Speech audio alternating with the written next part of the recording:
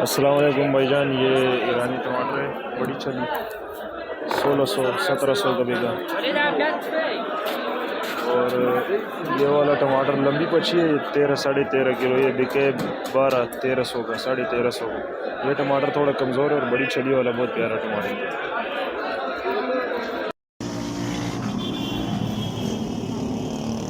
روز تاریخ 1/9/1399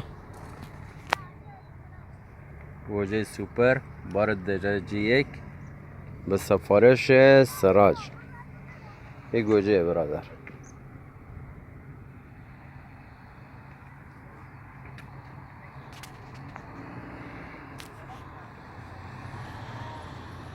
با نام یاد خدا. امروز تاریخ 1/9/1399 گوجه دو رنگ به سفارش سراج. یک گوجه برادر.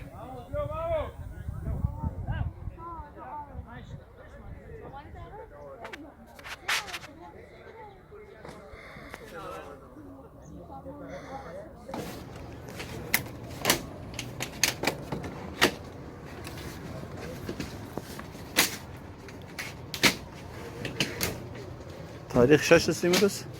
تاریخ چند؟